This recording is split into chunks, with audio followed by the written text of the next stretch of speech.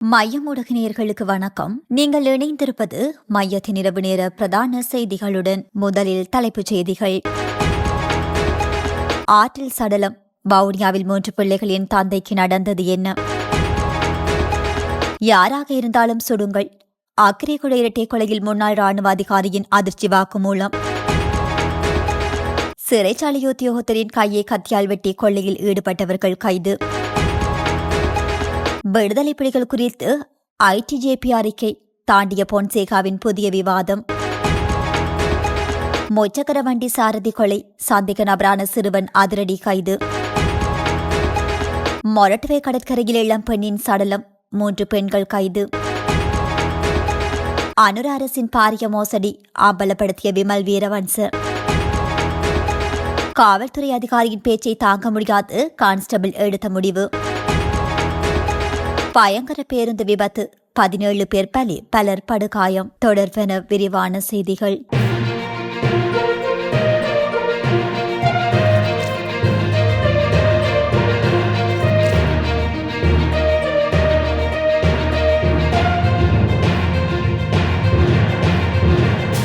வவுனியா பரங்கி ஆற்று பகுதியில் ஆண் ஒருவரின் சடலம் மீட்கப்பட்டுள்ளதாக ஈச்சங்குளம் போலீசார் தெரிவித்துள்ளனர்.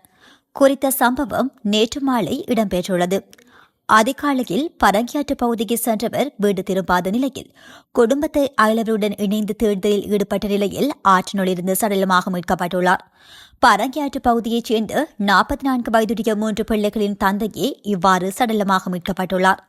இதேவேளை குறித்த நபர் வனவிலங்குகளுக்காக வைக்கப்பட்டு சட்டவிரோத மின் கம்பியில் சிக்கொண்டு இறந்துள்ளாரா என்பதன் அடிப்படையிலும் போலீசார் விசாரணைகளை முன்னெடுத்து வருகின்றனர். மீட்கப்பட்ட சடலம் வவுனியா வைத்தியசாலையில் வைக்கப்பட்டுள்ளதுடன் நாளைய தினம் உடற்கூற்று பரிசோதனை இடம்பெறவுள்ளமை குறிப்பிடத்தக்கது. கொழும்பு அக்கரை கொடையில் சுட்டுக் கொல்லப்பட்ட சட்டத்தரணி வழக்கில் கைதாகியுள்ள முன்னாள் ராணுவ அதிகாரி தற்போது புலனாய்வு அதிகாரிகளிடம் பல்வேறு வாக்குமூலங்களை வழங்கி வருகின்றார். இந்த நிலையில் தனக்கு வெளிநாட்டிலிருந்து துப்பாக்கிச் சூட்டை நடத்த உத்தரவிட்ட நபர் வழங்கிய அறிவுறுத்தல் தொடர்பிலும் அவர் தகவல் வழங்கியுள்ளார். இதன்போது காரில் இருக்கும் சட்டத்தரணி மாத்திரமல்ல, அந்த நேரத்தில் காருக்குள் வேறு யார் இருந்தாலும் சுட்டுக் கொள்ளுமாறு துப்பாக்கிதாரருக்கு உத்தரவு வழங்கப்பட்டுள்ளது. கடந்த 13ஆம் தேதி அக்கரைக்குடையில் பல்பொருள் அங்காடி ஒன்றிற்கு முன்னால் சட்டத்தரணி ஒருவரும் அவரின் மனைவியும் சுட்டுக் கொல்லப்பட்டுள்ளனர். இந்த சம்பவமானது நாட்டில் சட்டத்தரணிகள் மத்தியில் பாதுகாப்பு அச்சத்தை ஏற்படுத்தியிருந்தது. இந்த நிலையில் சம்பவத்துடன் தொடர்புடைய சந்தேக நபரான முன்னாள் ராணுவ அதிகாரி கைது செய்யப்பட்டு தடுத்து வைக்கப்பட்டு விசாரணைகள் முன்னெடுக்கப்பட்டு வருகின்றன. இதன்போது காரில் இருக்கும் சட்டத்தரணி மாத்திரமல்ல, அந்த நேரத்தில் காருக்குள் வேறு யார் இருந்தாலும் சுட்டுக் கொள்ளுமாறு தனக்கு உத்தரவு வழங்கப்பட்டதாக அவர் குறிப்பிட்டுள்ளார். ஹிக்கடுவ பகுதியில் சிறைச்சாலை உத்தியோகத்தர் ஒருவரின் கையை மன்னா கத்தியால் வெட்டி படுகாயப்படுத்தி கொள்ளை சம்பவத்தில் ஈடுபட்ட சந்தேக நபர்கள் கைது செய்யப்பட்டுள்ளனர். குறித்த சந்தேக நபர்கள் இன்றைய தினம் நீதிமன்றத்தில் முன்னிலைப்படுத்தப்பட்டனர். சந்தேக நபர்கள் 22, 33, 35 மற்றும் 36 வயதுடைய திப்பத்து கொண்டு ஹொரணை மொரகரம் மற்றும் புலத்சிங்கள் ஆகிய பகுதிகளைச் சேர்ந்தவர்கள் என போலீசார் தெரிவித்தனர். கொள்ளையிடப்பட்ட பொருட்களை பாகங்களாக பிரித்து விற்பனை செய்வதற்காக அவற்றை தம்பசம் வைத்திருந்த ஒருவரும் இந்த நால்வரில் அடங்குவதாக தெரிய வருகின்றது. கொள்ளை சம்பவங்களுக்காக பயன்படுத்தப்பட்டு துருப்பிடிக்காத உருக்கினால் செய்யப்பட்டு மண்ணாக்கத்தி மற்றும் திருடப்பட்ட 3 மோட்டார் சைக்கிள்கள் என்பவற்றை போலீசார் மீட்டுள்ளனர். இரவு நேர சோதனை பணியின் போது ஹெரோயினுடன் ஒருவர் கைது செய்யப்பட்ட போது சந்தேக நபர் ஒருவரிடம் முன்னெடுக்கப்பட்ட விசாரணைகளின் போதே இந்த தொடர் குற்ற செயல்கள் அம்பலமாகியுள்ளன. ஹொரணை நவம் மகா பெரேர தினத்தில் இந்த ஹிக்கடுவா பகுதியில் வைத்து சிறைச்சாலை உத்தியோகத்தர் ஒருவரை தாக்கி மோட்டார் சைக்கிளை திருடியுள்ளனர். பின்னர் அந்த மோட்டார் சைக்கிளின் இலக்க தகடுகளை மாற்றி காகத்துடுவ கொம்புக்கனு கோணப்பொல மற்றும் ஹொரணை ஆகிய பகுதிகளில் மோட்டார் சைக்கிள்கள், கைபேசிகள் மற்றும் பணத்தை கொள்ளையிட்டுள்ளதாக விசாரணைகளில் தெரிய வந்துள்ளது. கைது செய்யப்பட்டவர்களில் 3 போதைப்பொருள் பாவனைக்கு அடிமையானவர்கள் என போலீசார் தெரிவித்துள்ளனர். சந்தேக நபர்கள் இன்றைய தினம் ஹொரணை நீதவான் நீதிமன்றத்தில் ஆஜர்படுத்தப்பட்டனர். ஹொரணை தலைமையக போலீசார் மேலதிக விசாரணைகளை முன்னெடுத்து வருகின்றமை குறிப்பிடத்தக்கது. 2009ஆம் ஆண்டு மே மாதத்தில் முடிவடைந்த இலங்கை உள்நாட்டுப் போரின் இறுதிக் கட்டம் ராணுவ வெற்றியாக இலங்கை அரசால் கொண்டாடப்பட்டாலும் அதே நேரத்தில் கடுமையான மனித உரிமை மீறல்கள் இடம்பெற்றதாக சர்வதேச அளவில் தொடர்ந்தும் குற்றச்சாட்டுகள் எழுந்து வருகின்றன. குறிப்பாக இன்டர்நேஷனல் ட்ரத் அண்ட் ஜஸ்டிஸ் ப்ராஜெக்ட் வெளியிட்ட ஆவணங்கள் அரசியல் மற்றும் ராணுவ தலைமையின் பொறுப்பு குறித்து தீவிரமான கேள்விகளை எழுப்புகின்றன. இலங்கை உள்நாட்டுப் போர் 1983 ஆண்டு தொடங்கி அரசு படைகளுக்கும் தமிழீழ விடுதலை புலிகள் அமைப்புக்கும் இடையே 26 ஆண்டுகள் நீடித்தது. 2006 முதல் அப்போதைய ஜனாதிபதி மஹிந்த ராஜபக்ஷ தலைமையில் அரசு முழுமையான நடவடிக்கையை முன்னெடுத்தது. 2009 மே மாதத்தில் நந்திக்கடல் பகுதியில் நடந்த கடைசி மோதல்களுடன் போர் முடிவுக்கு வந்தது. விடுதலை புலிகள் அமைப்பின் தலைவர் வேலுப்பிள்ளை பிரபாகரன் உள்ளிட்ட முக்கிய தலைவர்கள் இந்த போர்க்களத்தில் மரணமடைந்துள்ளனர். போரின் இறுதி நாட்களில் சரணடைய முயன்றதாக கூறப்படும் விடுதலை புலிகள் அமைப்பின் அரசியல் பிரிவு உறுப்பினர்கள் கொல்லப்பட்டதாக உள்ள குற்றச்சாட்டு ஒயிட் பிளாக் சம்பவம் என அழைக்கப்படுகின்றது. இந்த சம்பவம் சர்வதேச கவனத்தை ஈர்த்துள்ளது. 2005 முதல் 2009 காலகட்டத்தில் ராணுவ தளபதியாக இருந்த சரத் பொன்சேகா போரின் இறுதிக்கட்ட நடவடிக்கைகளில் முக்கிய கட்டளை அதிகாரியாக செயல்பட்டார். இந்த நிலையிலேயே ITJP-ஆனது கட்டளை சங்கிலி வழியாக மனித உரிமை மீறல்கள் நடைபெற்றிருக்கலாம் என வாதிடுகின்றது. இந்த குற்றச்சாட்டுகளை தொடர்ந்து ஐக்கிய நாடுகள் மனித உரிமை மீறல் தொடர்பான அமைப்பு பல தீர்மானங்களை நிறைவேற்றியுள்ளது. Office of the United Nation high commissioner of the human rights இது தொடர்பான ஆதாரங்களை சேகரிக்கும் செயல்முறைகளை முன்னெடுத்தது. இதன் பின்னணியில் சர்வதேச சுயாதீன விசாரணை அல்லது சர்வதேச குற்றவியல் நீதிமன்ற தலையீடு அவசியம் என ITJP வலியுறுத்துகின்றது. இலங்கை அரசு இவ்வாறான குற்றச்சாட்டுகளை மறுத்து பொதுமக்களை விடுவிப்பதே தனது இலக்கு எனவும் விடுதலை புலிகள் அமைப்பு பொதுமக்களை வந்த கவசமாக பயன்படுத்துவதாகவும் வாதிடுகின்றது. புத்தளம் பகுதியில் முச்சக்கர வண்டி சாரதி ஒருவரை கடத்தி கொலை செய்து அந்த வாகனத்தை கொள்ளையிட்டதாக சந்தேக நபர் ஒருவர் கைது செய்யப்பட்டுள்ளதாக தகவல்கள் வெளியாகியுள்ளது.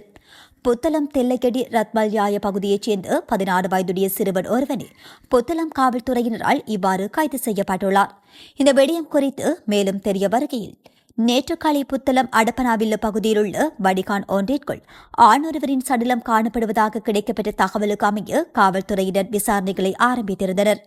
இதன்போது உயிரிழந்தவர் கடந்த 29ஆம் தேதி தனது முச்சக்கர வண்டியில் வாடகை பயணம் ஒன்றிற்காக சென்ற அப்துல் லத்தீப் என்ற 75 வயதுடையவர் என்பது கண்டறியப்பட்டுள்ளது.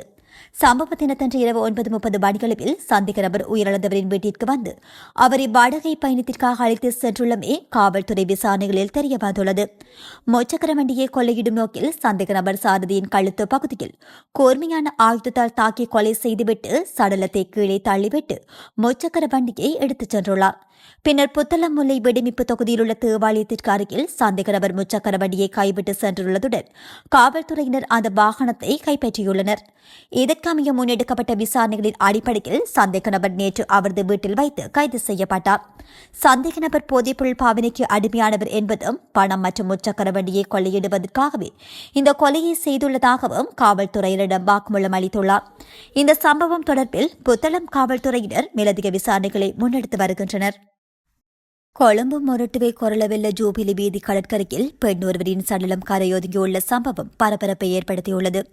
சடலமாக மீட்கப்பட்டவர் மொரட்டுவை கொரளவெல்ல பகுதியைச் சேர்ந்த 34 வயதுடைய பெண் என அடையாளம் காணப்பட்டுள்ளார். சம்பவம் தொடர்பில் மொரட்டுவை போலீசார் தீவிர விசாரணைகளை தீவிரப்படுத்தியுள்ளதுடன் உயிரிழந்த பெண்ணுடன் தனிப்பட்ட தகராறில் ஈடுபட்டதாக கூறப்படும் 3 பெண்கள் போலீசாரால் கைது செய்யப்பட்டுள்ளனர். கைது செய்யப்பட்ட பெண்களிடம் பெண்ணின் மரணம் தொடர்பாக வாக்குமூலங்கள் பெறப்பட்டு வருகின்றன. தனிப்பட்ட கோபத்தினால் இந்த மரணம் நிகழ்ந்ததா அல்லது கடலில் குறித்து தற்கொலை செய்து கொண்டாரா என்பது குறித்து உடற்கூற்று பரிசோதனைகளின் பின்னரே உறுதிப்படுத்தப்படும் என போலீசார் தெரிவித்துள்ளனர். தரமற்ற நிலக்கரி ஒப்பந்தத்தால் 767 மில்லியன் இழப்பு ஏற்பட்டுள்ளதாக மின்சார சபை நாடாளுமன்றத்தில் காட்டியுள்ள போதிலும் இதனால் நாட்டிற்கு மிகப்பெரிய இழப்பு ஏற்பட்டுள்ளதாக முன்னாள் அமைச்சர் விமல் வீரவன்ச தெரிவித்துள்ளார். கட்சி தலைமையகத்தில் நேற்று நடைபெற்ற ஊடக சந்திப்பில் இந்த கருத்தை வெளியிட்ட முன்னாள் அமைச்சர் தரமற்ற நிலக்கரியிலிருந்து மின்சாரம் தயாரிப்பதில் ஏற்பட்ட இழப்பை மட்டுமே மின்சார சபை சுட்டிக்காட்டியுள்ளது. தரமற்ற நிலக்கரியால் சுற்றுச்சூழலுக்கு ஏற்பட்ட சேதம் நிர்ணயிக்கப்பட்ட அளவை விட அதிக சாம்பல் சுற்றுச்சூழல் சேர்ப்பதால் ஏற்பட்ட இழப்பு, நுரைச்சோலையை சுற்றியுள்ள பகுதிகளில் ஏற்பட்ட பாதிப்பு அல்லது மின் உற்பத்தி நிலையத்தில் ஏற்படக்கூடிய எதிர்கால பாதிப்பு அல்லது மின்வெட்டால் ஏற்படும் இழப்பு ஆகியவை கணக்கிடப்படவில்லை. சர்ச்சையை ஏற்படுத்திய இந்த சம்பவத்திற்கு அரசாங்கம் தனது பதிலை தொலைத்துவிட்டதாகவும் இது சமீபத்திய வரலாற்றில் நடந்த மிகப்பெரிய மோசடி மற்றும் சேதம் என்றும் அவர் சுட்டிக்காட்டினார். அதன்படி தற்போது அறிவிக்கப்பட்ட இழப்பை விட 3 முதல் 4 மடங்கு அதிக இழப்பை நாடு சந்தித்து வருவதாகவும் இதுவரை 8 நிலக்கரி கப்பல்கள் நாட்டிற்கு இறக்குமதி செய்யப்பட்டுள்ளதாகவும் அவர் குறிப்பிட்டுள்ளார். இரண்டாவது முறை இறக்குமதி செய்யப்பட்ட 4 நிலக்கரி கப்பல்கள் முதல் முறை இறக்குமதி செய்யப்பட்ட 4 நிலக்கரி கப்பல்களை விட தரமற்றவை என்பது உறுதிப்படுத்தப்பட்டுள்ளதாகவும் அவர் மேலும் குறிப்பிட்டுள்ளார். 4 நிலக்கரி கப்பல்களுக்கு விதிக்கப்பட்ட அபராதத்துக்கு பிறகு இழப்பு 2 பில்லியன் ரூபாய் என தெரிய வரும் என்றும் முதல் மற்றும் இரண்டாவது கப்பல்கள் வரும்போது நிலக்கரி தரமற்றது என தெரிய வரும் என்றும் கட்சித் தலைவர் குறிப்பிட்டுள்ளார். அந்த நேரத்தில் கூட தரமான நிலக்கரியை இறக்குமதி செய்ய சம்பந்தப்பட்ட நிறுவனங்களிடமிருந்து எந்த கோரிக்கையும் முன்வைக்கப்படவில்லை. இதனால் 5 முதல் 8 கப்பல்களில் இறக்குமதி செய்யப்பட்ட நிலக்கரி முதல் 4 முறை வந்த நிலக்கரியுடன் ஒப்பிடும்போது தரமற்றதாக காணப்பட்டுள்ளது. 9வது நிலக்கரி மீண்டும் இறக்கப்பட்டு வருவதாகவும் மேலும் 15 கப்பல்கள் வர திட்டமிட்டுள்ளதாகவும் தரமற்ற நிலக்கரி காரணமாக ஆலை சேதமடைந்தால் ஆலையை சரி செய்ய 6 மாதங்களுக்கு மேல் ஆகும் என்றும் அவர் குறிப்பிட்டுள்ளார். இந்த சம்பவம் குறித்து முழுமையான விசாரணைகள் நடாத்தப்பட்டு பொறுப்பான அனைவரும் கடுமையாக தண்டிக்கப்பட வேண்டும் என்று பிமல் வீரவன்ச வலியுறுத்தியுள்ளார்.